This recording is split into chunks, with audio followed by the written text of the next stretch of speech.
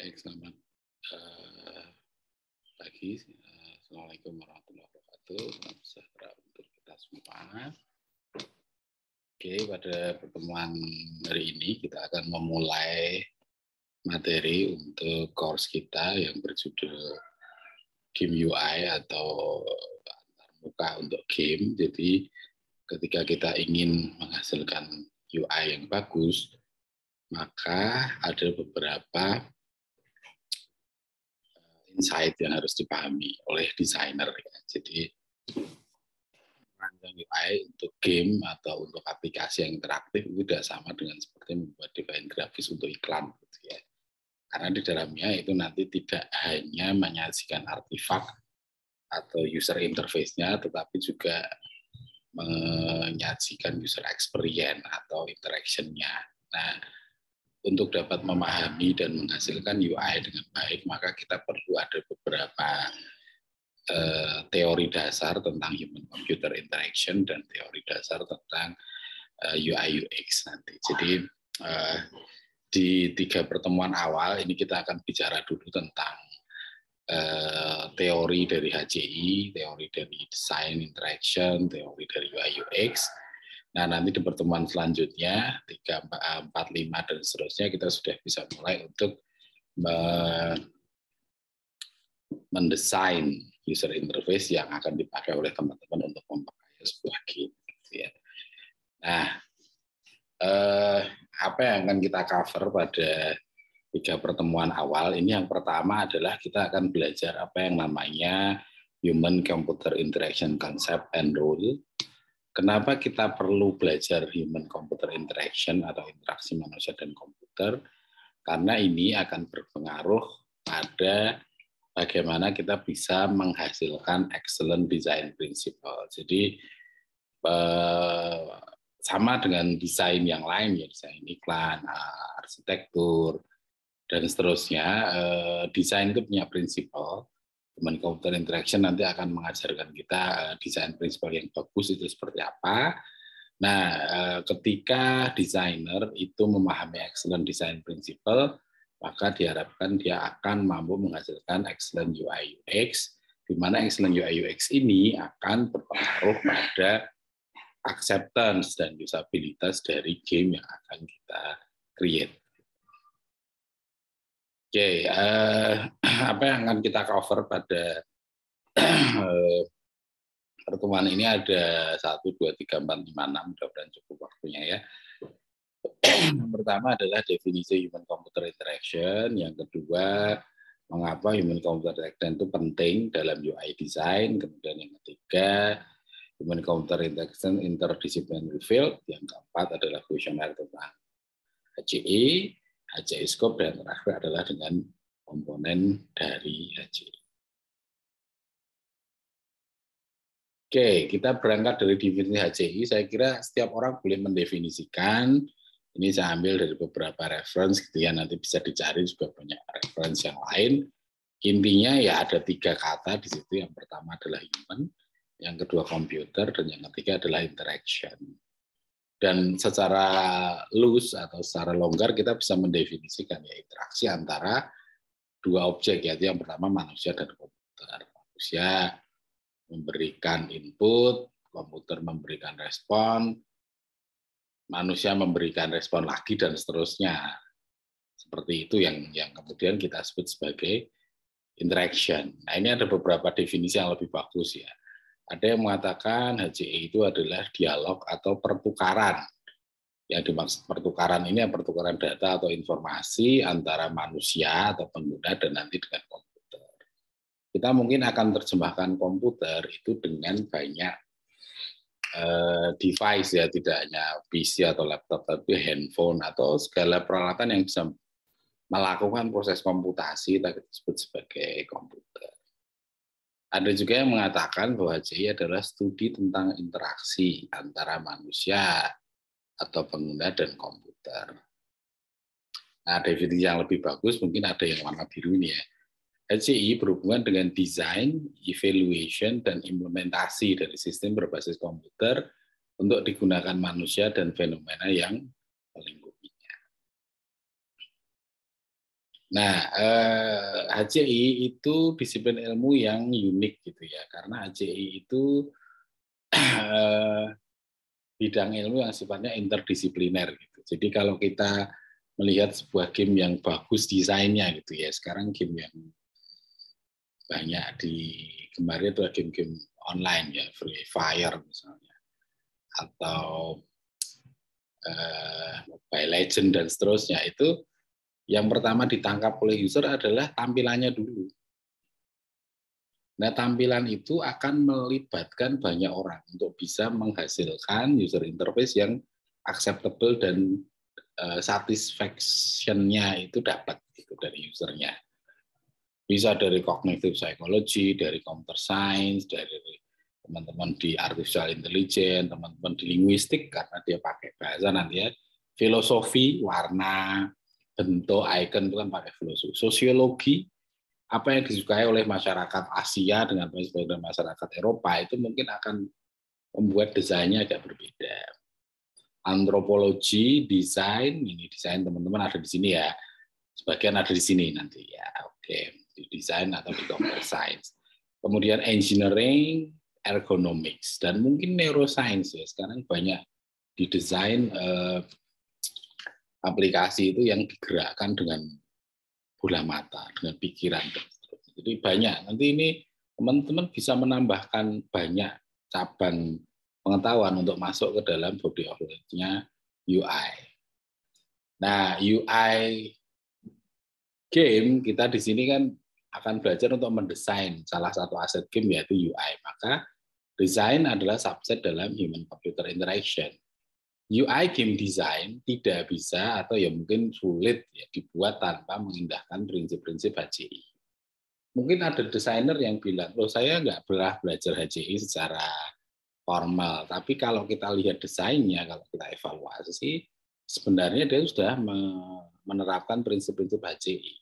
Nah, ketika kita mendapat penyampaian konsep HCI secara formal, itu akan membantu kita untuk membuat desain kita lebih bagus. Nah, ini yang tadi sempat kita singgung, UI game design itu tidak hanya bicara tentang tampilan atau artifak, tetapi juga interaksinya. Jadi kita tidak membuat karya yang mati yang hanya dilihat saja, tetapi juga diinteraksi. Jadi nanti yang didesain adalah look and feel, tidak hanya look-nya saja. Dan ini akan membutuhkan banyak insight, membutuhkan banyak konsep gitu. Tapi saya kira di satu pertemuan awal bolehlah nanti ya kita bicara itu. Nah, mengapa human computer interaction itu kemudian diperlukan? Diperlukan itu akhirnya ya jadi berkembang gitu ya. Yang pertama kita tahu kalau kita belajar sejarah komputer itu, dulu kan komputer itu barang mewah dan hanya digunakan orang-orang dengan kemampuan teknis tinggi ya. Lihat aja di YouTube itu ENIAC, komputer super zaman dulu itu kayak apa, besarnya, yang menggunakan seperti apa, dan siapa yang boleh mengaksesnya, itu kan jadi barang yang sangat sophisticated dan sangat limited gitu ya. Sekarang komputer itu hal yang sudah jadi barang sehari-hari. Komputer dengan segala bentuknya, bisa laptop, PC, handphone, itu harganya lebih terjangkau dan dapat digunakan oleh segala lapisan masyarakat dengan perbedaan latar belakang, kebutuhan, skill, dan pengetahuan yang beda-beda. Anak SD sampai anak-anak kuliah menggunakan Zoom bisa semua. Artinya Zoom itu user friendly, easy to use. Intinya nanti kita akan mengenal istilah namanya usability. Keberdaya gunaannya itu tinggi.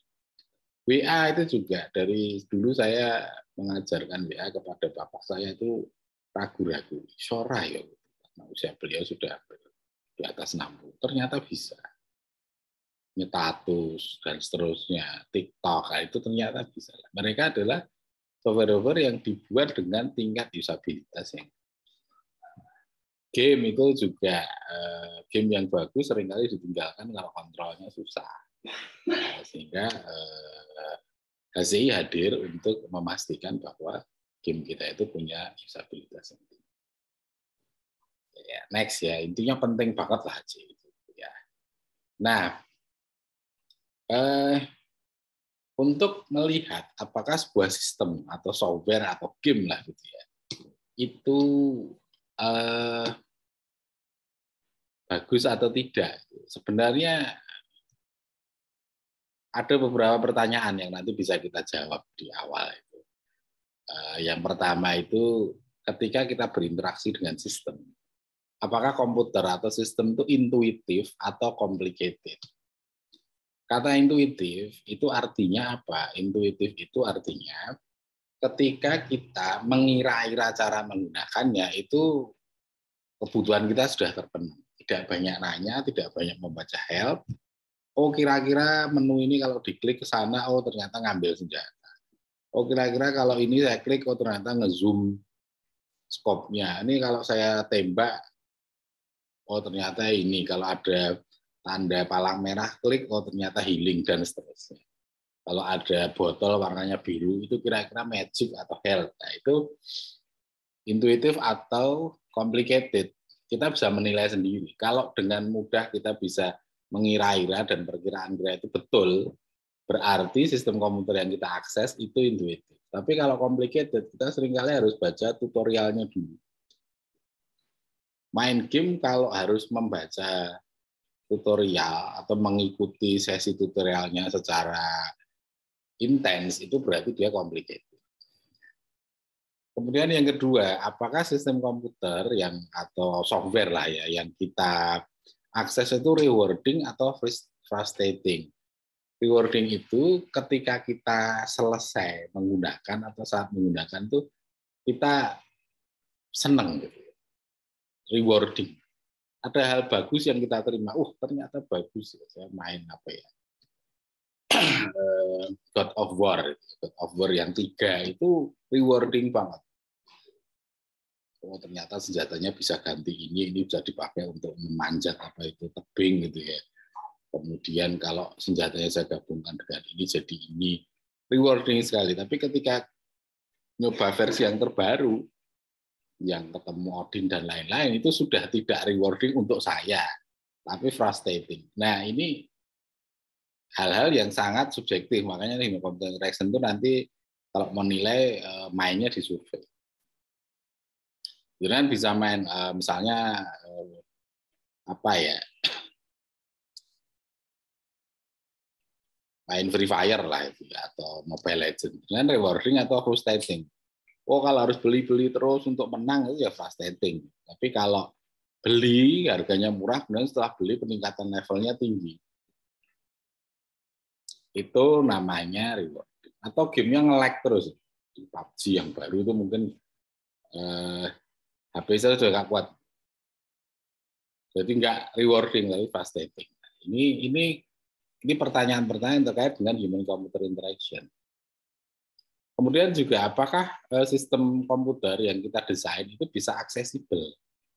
Kata-kata aksesibel itu sekarang terkait dengan apa yang namanya dengan universal design. Aksesibel untuk semua orang.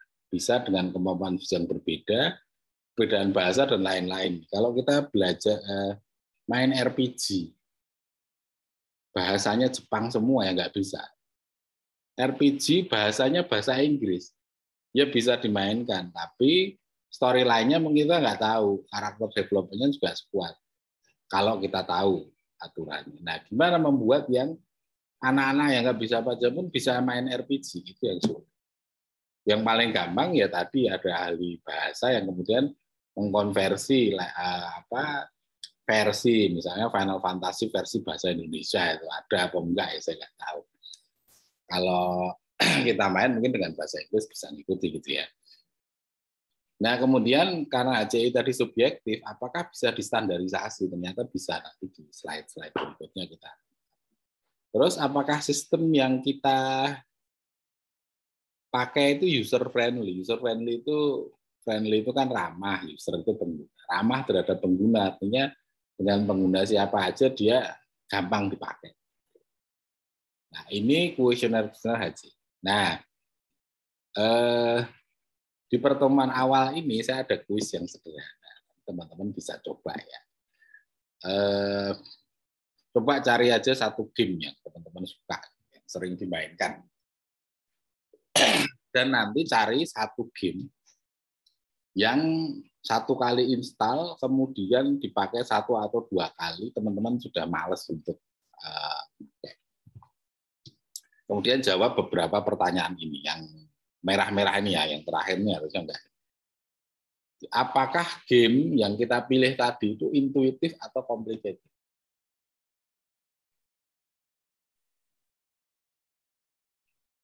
Nah, nanti bisa dilihat antara game pertama yang saya teman-teman mainkan sampai saat ini dengan game yang tadi yalah baru diinstal 2-3 kali main sudah ditinggalkan, itu nanti kejawab. Kemudian apakah game itu rewarding atau frustrating? Kejawab juga nanti. Aksesibel enggak? Nah, ini mungkin nanti untuk game-game yang bahasanya susah atau teman-teman yang punya keterbatasan fisik atau cara mengakses yang berbeda, bisa enggak nanti mengikuti? 3 ini aja lah. Kalau 3 pertanyaan di depan ini sudah terjawab, maka teman-teman sudah punya modal. Nanti kalau desain UI, intuitif enggak, rewarding enggak, accessible apa enggak, akhirnya akan menuju kepada pertanyaan user friendly atau tidak.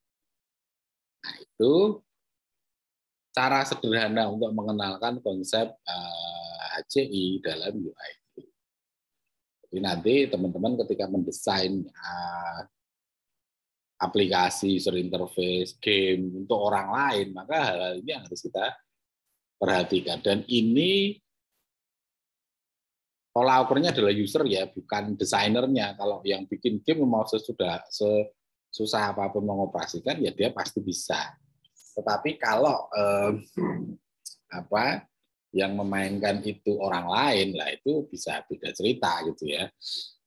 Menurut kita desainer itu gampang, bagus, tapi menurut evaluasi orang lain jelek, itu sering terjadi. Nah, desainer yang bagus itu adalah desainer yang bisa mengikuti selera dan kapasitas dari pengguna. Oke, next ya. Oke, nah HCI ini penting ketika kita akan mengimplementasikan human computer interaction, itu ada namanya HCI scope ya. Kita akan menggunakan untuk apa? Pada pertemuan ini, karena kita ada di game development ya, UI untuk game, maka use and context dari HCI yang akan kita gunakan itu nanti sangat mudah, yaitu untuk computer game atau digital game. Nah, skop yang kedua adalah human. Kita juga akan mempertimbangkan bagaimana psikologi dan fisiologi. Fisiologi itu kondisi fisik ya dari pengguna kita. Jadi game yang nanti kita desain apakah untuk anak-anak, untuk usia anak-anak sampai dewasa, atau khusus untuk dewasa misalnya. Itu psikologi dan fisiologinya beda. Maka kita bisa menentukan nanti bagaimana user yang mainkan game baru, kata manusia swipe air dan lain-lain itu kita pertimbangkan. Misalkan untuk anak-anak TK itu belum bisa baca ya, maka psikologinya ya dia jangan instruksinya dalam bentuk teks, tapi dalam bentuk sound, animasi dan seterusnya. Nah, HCI scope yang ketiga itu bicara tentang mesin yang digunakan.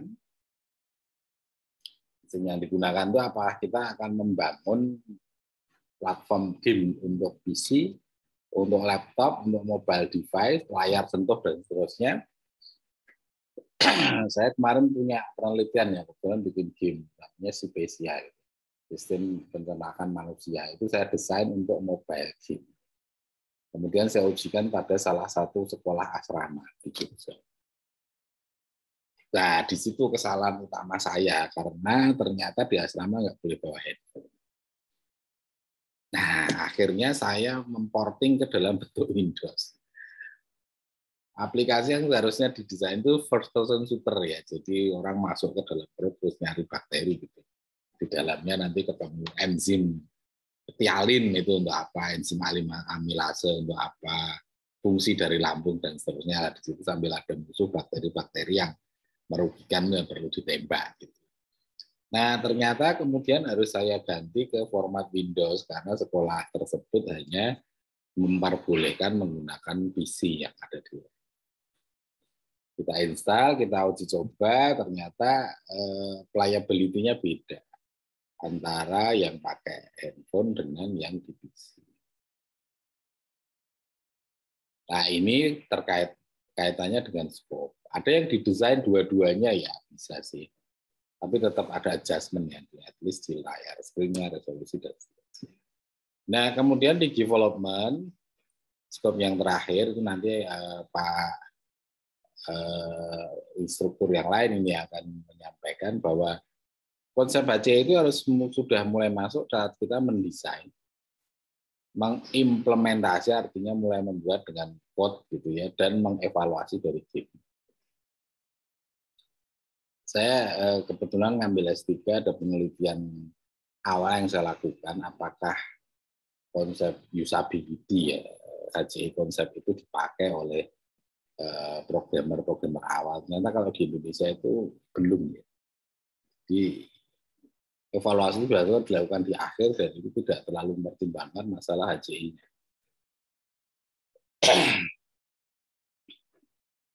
Nah, ini bagian berikutnya itu kita akan bicara tentang komponen human computer interaction. Saya kira ini ya gampang banget. Komponen human computer interaction itu ya ada human, ada komputer, dan ada interaction. Ya, gitu. Antara human dan komputer ada interaction. Interaction itu membutuhkan media. Medianya namanya UI. Jadi course ini sebenarnya membantu teman-teman untuk membuat media yang memungkinkan user itu berinteraksi dengan game yang akan kita. Dan kalau kita bicara tentang game itu sendiri ya user interface itu sendiri. Soalnya game itu tidak hanya berjualan interaksi ya. Kalau kita masih ingat zaman-zaman Winning Eleven gitu ya, interaksinya bagus. User interface-nya, tampilannya pada saat itu ya kelihatannya bagus. Tapi kalau sudah kita bandingkan dengan versi-versi PES sekarang atau FIFA ya jauh. Tapi mungkin interaction-nya masih bagus yang dulu. PES 2013, 2014 itu mungkin untuk beberapa orang masih lebih oke dibanding dengan PES 2020 gitu ya. Dari sisi interaction, tapi dari sisi interface tentunya sudah jauh berbeda. Sehingga komponen HCI itu yang pertama tentunya ada human. Human itu bisa pengguna individu atau grup yang menggunakan bersama. Karena ada game masif online RPG itu yang pakai banyak. Pengguna bergantian menggunakan komputer yang sama. Kalau kita misalnya di kantor itu ada shift, customer service jam sekian sampai jam sekian itu customer service A, jam sekian sampai jam sekian customer service B, atau kasir di Indomaret itu kan mengakses sistem dengan komputer yang sama tapi penggunanya berbeda. Terus tadi yang ketiga itu komputer, ada PC, laptop, handphone, tablet, gitu ya banyak lah. Nanti mungkin akan berkembang lagi banyak device. Kemudian user interface, itu bisa touchscreen, bisa keyboard plus mouse interaction. Ini zaman dulu kan keyboard plus mouse interaction itu jadi dominan untuk memainkan game, terutama PC. Bisa mouse, gamepad dan seterusnya ini kurang ya. Touchscreen, gesture sekarang pakai gini buat moto, gini buat geser, gini buat deketin kamera dan seterusnya itu kan ada. Bisa pakai voice, oke Google, akhiri sesi ini ya itu bisa ya.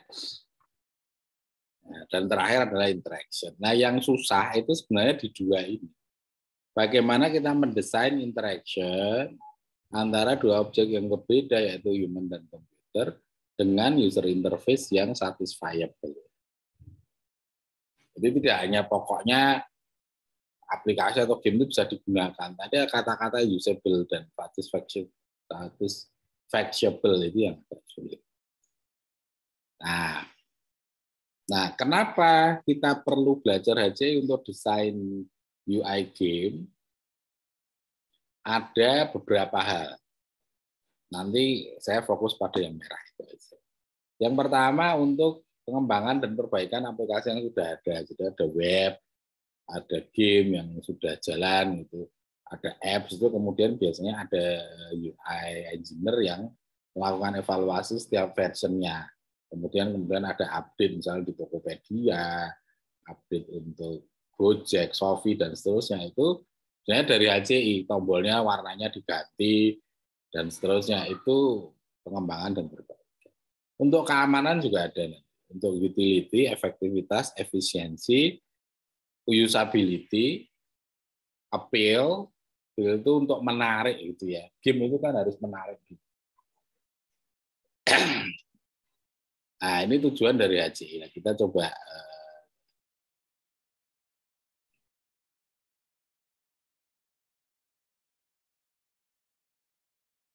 jelaskan satu-satu nanti. Jadi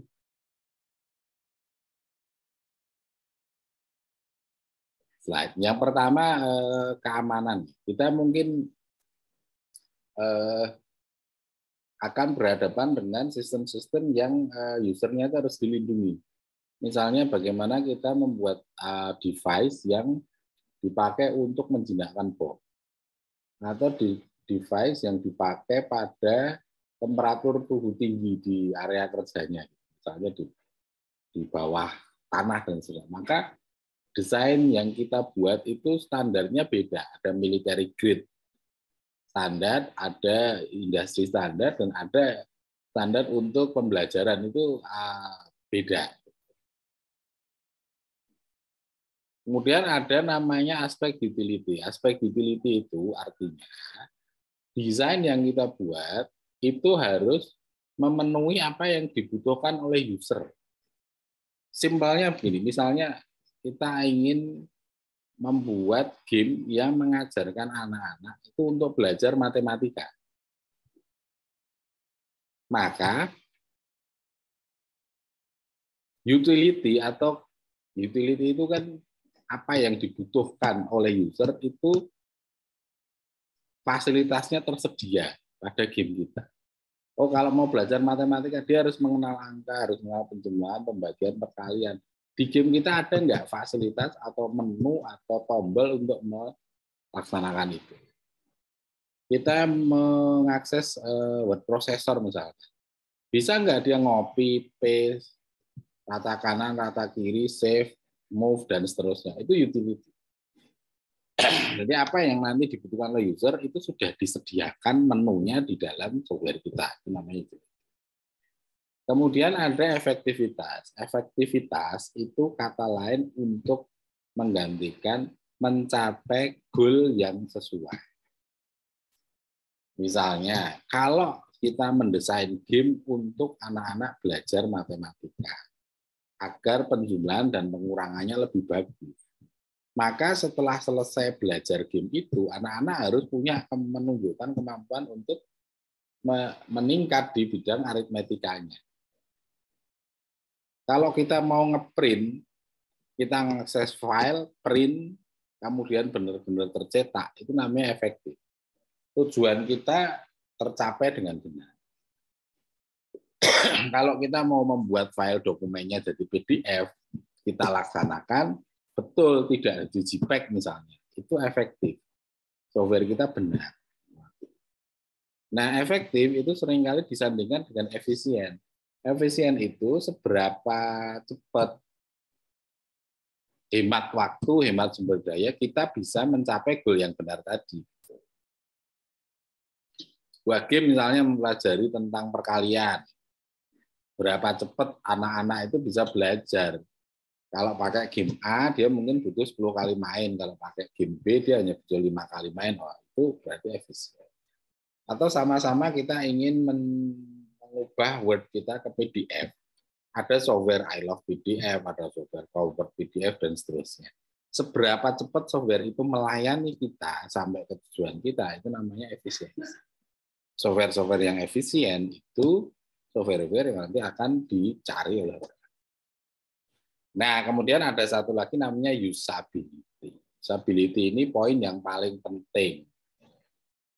Nanti di pertemuan berikutnya kita akan bahas khusus tentang usability. Jadi usability itu adalah keberdayagunaan. Intinya ketika user ditanya, apakah aplikasi ini berguna untukmu? Oh iya, main game misalnya, biar seneng. ternyata dia frustrated, berarti ya nggak usable. Mau ngetik Kulino pakai MS Word, kita pakai software yang lain, ternyata susah banget. Pakai spreadsheet gitu, nyari formula gimana, cari sum, average, nggak ketemu-ketemu, itu berarti usabilitasnya rendah. Nah, yang terakhir kemudian adalah appeal. Appeal itu daya tarik. Jujur saja user itu kan akan melihat tampilan awalnya dulu ketika kita download game di Play Store itu kan kita lihat dulu screenshot-nya itu ya. Kira-kira bagus apa tidak. Ada game-game bagus tapi appeal-nya nggak terlalu bagus, mungkin penggunanya akan berkurang. Dulu saya kuliah itu saya tahun 2097 sampai 2002, itu kan zamannya sudah lama sekali. Ada dua mainstream pengguna RPG pada saat itu. Yang pertama adalah pengguna RPG yang level alirannya itu Final Fantasy series. Yang sekarang di remake gitu ya. Ada Tifa, Lockhart itu zaman dulu pixelnya masih jelek. Sekarang kan sudah bagus. Kemudian ada grup RPG yang kelas berat, dia mainnya Might and Magic. Dua-duanya itu appeal-nya beda. Kalau Final Fantasy itu Jepang banget, manga banget. Sementara kalau Might and Magic itu lebih natural. Cara mainnya juga beda, tapi karakter development-nya hampir sama. Dua-duanya memiliki appeal yang berbeda, sehingga dia attract pada pengguna fanatik yang berbeda. Jadi sama-sama konsep gamenya, tetapi eksekusi di appeal-nya itu bisa beda. Dari mana? Dari user interface. Kalau codingnya sama ya, ketemu orang ngambil turn based gitu ya gitu-gitu aja, tetapi appeal dari game itu bisa berbeda. Nah, oke ya. Ini saya batasi sampai sini dulu karena video yang terlalu panjang itu saya kira juga boring untuk dilihat. Jadi ini usability akan kita lanjutkan di pertemuan selanjutnya. Tadi coba ya questionnaire game-nya dilihat lagi nih untuk sedikit berkenalan dengan apa itu HCI. Nanti benar nggak game-game yang teman-teman tidak suka itu ternyata jawabannya complicated, frustrating, dan tidak aksesibel. Yang akhirnya bisa kita simpulkan bahwa dia tidak user-friendly. Itu ya. Oke, terima kasih untuk pertemuan hari ini. Saya akhiri. Semoga kita bertemu lagi dengan bisa lebih baik dan sehat selalu untuk Anda. Selamat pagi. Assalamualaikum warahmatullahi wabarakatuh.